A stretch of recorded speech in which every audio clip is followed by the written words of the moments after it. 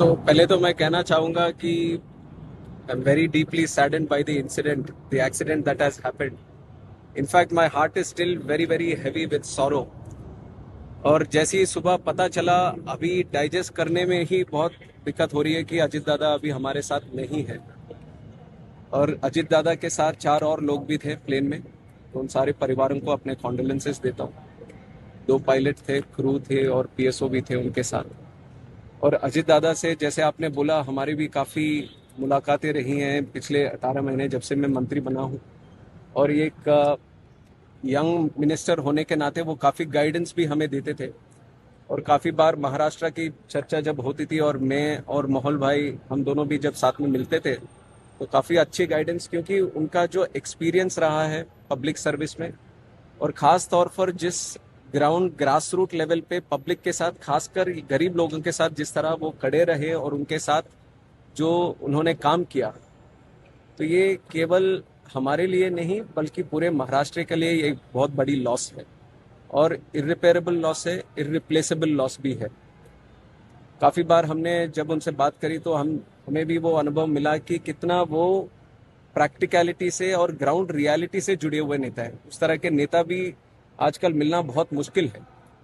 और महाराष्ट्र के लिए जिस तरह उन्होंने काम किया है वो हम सबके लिए आदर्शनीय रहेगा.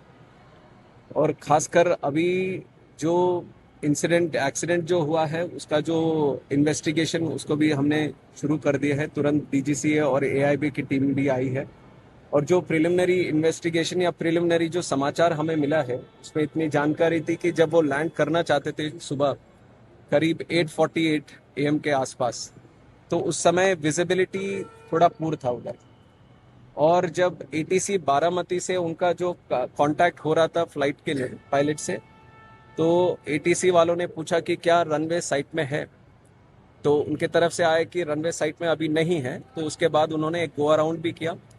गो अराउंड करने के बाद फिर से एक बार कोशिश करी कि हमारे एटीसी से जो बारामती में जो एफटीओ हैंडल्ड एटीसी है, उनसे वार्तालाप चल रही थी.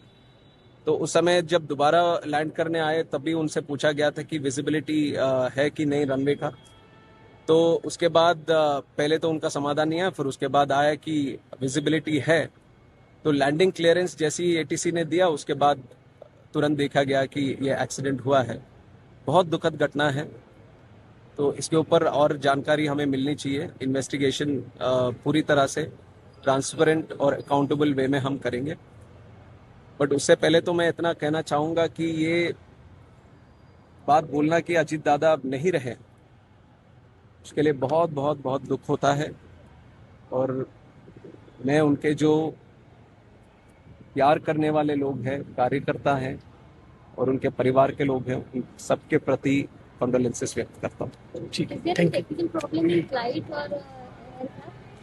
Like I said, from the preliminary investigation, it looks like the visibility seems to be the issue. So unless we do a thorough investigation, we can't properly tell what has been the exact incident.